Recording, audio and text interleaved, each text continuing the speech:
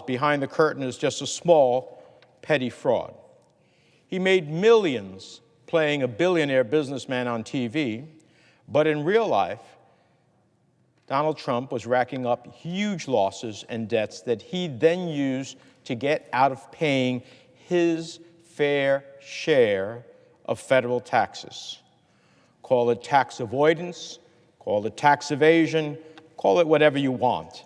The bottom line is that Trump is no business genius. He's a con artist who thinks that the rules don't apply to him. The president managed to avoid paying any federal income tax,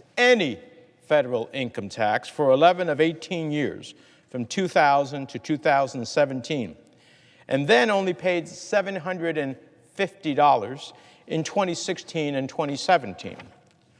When I first read that in the New York Times, I thought there must have been a typo. Surely there were zeros missing. But I was wrong.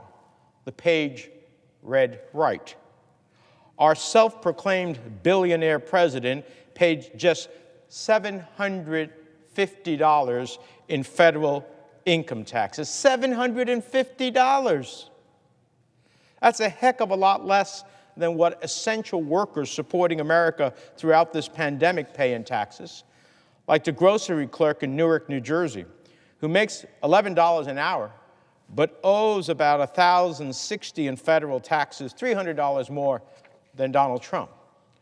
Or how about the nurse in Hackensack, New Jersey, working nights to save patients with COVID-19, making $60,000 a year?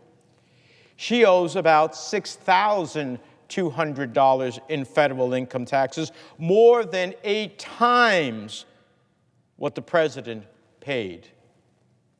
Most people would agree that's a problem with our economy, Mr. President. Americans are working harder than ever for less.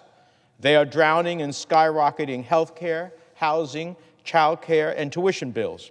And at the end of the day, many middle-class New Jersey families still find themselves owing money to Uncle Sam. Meanwhile, for rich people like Donald Trump, the tax rate is the lowest it has been in decades, and you can write off fancy haircuts and consulting fees paid to your own daughter and all the losses you racked up running your business into the ground. I have to say, there is no surprise to most New Jerseyans. We watched in horror as Donald Trump ran his Atlantic City casinos into the ground, scamming hardworking contractors out of their pay and costing the local economy thousands of jobs. Donald Trump was like a reverse King Midas. Everything he touched went bankrupt. And then, after his string of bankruptcies and broken promises to workers, Trump turned around and got a $72.9 million bailout from the IRS. You heard me right. $72.9 million bailout from the IRS. Now, most people I know think it's a good year when they get $400 or $500 back from the federal government. This scam artist got off with $72.9 million. And yet, Donald Trump isn't swimming in cash. He's drowning in debt. The president is on the hook for approximately $421 million in loans, more than $300 million of that coming due in the next 4 years. To get out of the debt, the president is doing everything he can to profit off the presidency. Over the last 4 years, he has continued to make money off foreign investments, rake in cash from special interests and foreign officials at his Washington hotel, and charge the federal government millions for the use of his properties. He could go anywhere. He could go to Camp David. No. He goes to his properties where millions, Secret Service and other entities that protect the president and help the president whenever he leaves Washington, but it is always at his properties. Despite all this revenue, Trump is still badly in debt, and it's no surprise intelligence experts are concerned about who's holding it. They worry about the president's personal exposure to foreign creditors and what that might mean for national security. Anyone else in that much debt to foreign entities would have their security clearances immediately revoked.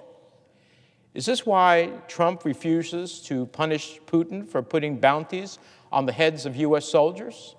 Is this why he applauds dictators like Erdogan and sells out American allies like the Kurds?